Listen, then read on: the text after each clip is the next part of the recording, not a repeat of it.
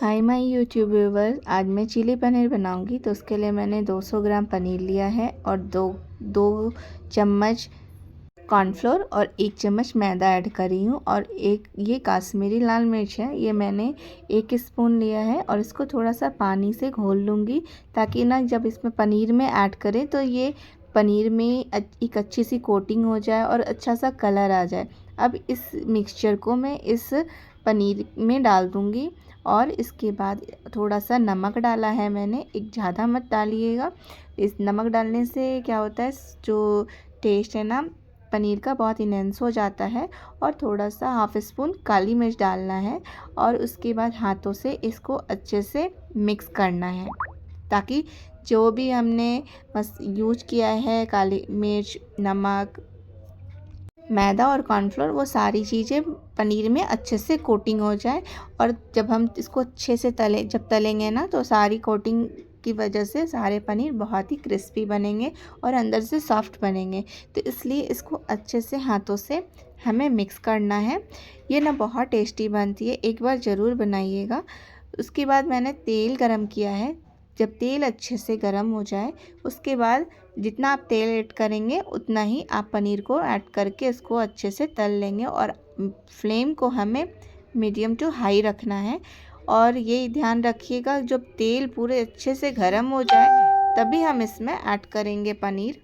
उसके बाद इसको 2 मिनट तक इसको ऐसे ही फ्राई करना है और फिर 2 मिनट के बाद, 2 से 3 मिनट के बाद हम इसको निकाल लेंगे। और इसी तरीके से निकालना है ताकि तेल जो है वापस कढ़ाई में चला जाए और दूसरी छन्नी में हम ले लेंगे ताकि इसमें ज़्यादा तेल ना रहे।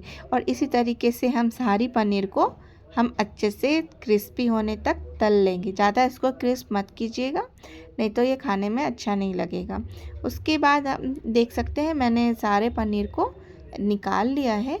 और अब मैं इसके इंग्रेडिएंट्स बता रही हूँ कौन कौन से मैंने लिया है। 2 प्याज लिया है, उसको इस तरीके से काट लिया। 1 कैप्सिकम है, मिर्च है, लहसुन है 10 से 12 कलियाँ और अदरक है।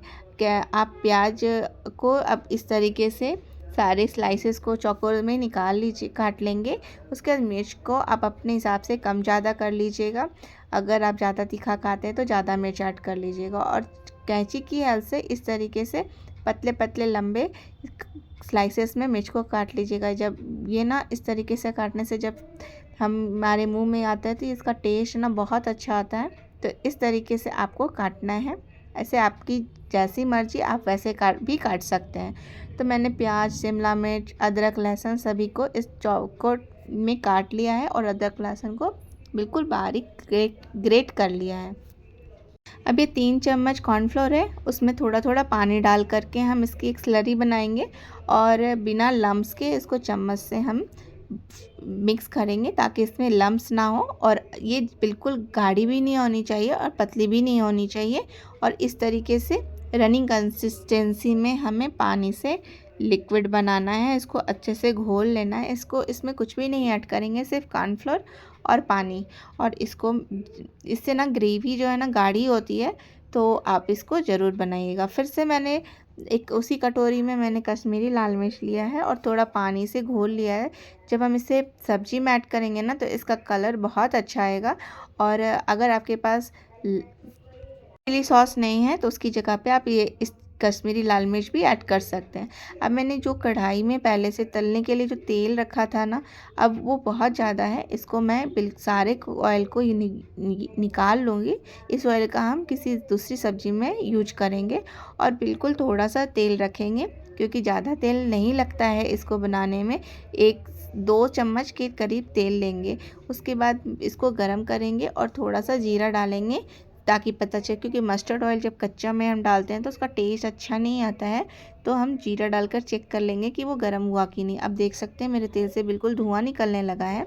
अब मैं इसमें अदरक, लहसुन, मिर्च सारी चीज़ों को एक साथ ऐड कर दूंगी। और ताकि अदरक लहसुन का जो फ्लेवर है ना तेल में अच्छे से आ जाए। और इसको बहुत ज़्यादा फ्राई नहीं करना है, 30 से 40 सेकंड तक ही फ्राई करना है। और जब ये अच्छे से फ्राई हो जाएगा फिर हम इसमें प्याज ऐड करेंगे। तो 30-40 सेकंड हो गया है। अब हम इसमें जो चौकोर कटे हुए प्याज थे वो मैं ऐड कर दूँगी। उसके बाद शिमला मिर्च भी ऐड कर दूँगी और उसके बाद इसको भी हम भूनेंगे। और आँच को मैंने मीडियम कर दिया है और इसको थोड़ा गलने तक भूनना है। आप इसको ढक के भी भून सकते हैं ताकि जो शिमला मिर्च और प्याज है थोड़ा सा गल जाए। उसके बाद ये जो मैंने कश्मीरी लाल मिर्च लिया था उसी कटोरी में मैंने सोया सॉस ऐड किया है। आप सोया सॉस, ये जो सोया सॉस है डार्क सोया सॉस है, तो आप डार्क सोया सॉस ले सकते हैं। इसको मैंने 2.5 से 3 चम्मच ऐड किया है। और ये ग्रीन चिली सॉस है वो भी 1 से 1.5 चम्मच ऐड करना है। अब टमाटो केचप ऐड कर रही हूँ, इसको भी मैंने 2 चम्मच ऐड किया है। आप इससे ज़्यादा सॉस आप मत ऐड कीजिएगा। और अगर आप थोड़ा मीठा पसंद करते हैं तो टमाटो केचप और भी ऐड कर सकते हैं, लेकिन इससे ज़्यादा करने से ना बिल्कुल अच्छा टेस्ट नहीं आता है। तो यही क्वांटिटी आप रखिएगा। और उसके बाद मैंने ना, मेरा प्याज थोड़ा सॉफ्ट हो गया है, शिमला मिर्च वगैरह सब सॉफ्ट हो गए, तो मैंने हाफ़ स्पून से ज़्यादा ब्लैक पेपर लिया है और उसको मिक्स करेंगे। उसके बाद जो हमने कश्मीरी लाल मिर्च के साथ सारे सॉस को मिक्स किया था उसको भी हम ऐड कर देंगे और थोड़ा सा पानी डाल करके उस कटोरी में लेकर हम सारी मसालों को इसमें डाल देंगे।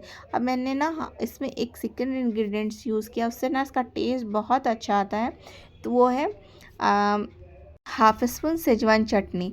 और मुझे थोड़ा सा सोया सॉस कम लग रहा था तो मैंने हाफ़ स्पून और ऐड किया है। तो आप अपने कलर के अकॉर्डिंग आप सोया सॉस कम ज़्यादा कर सकते हैं।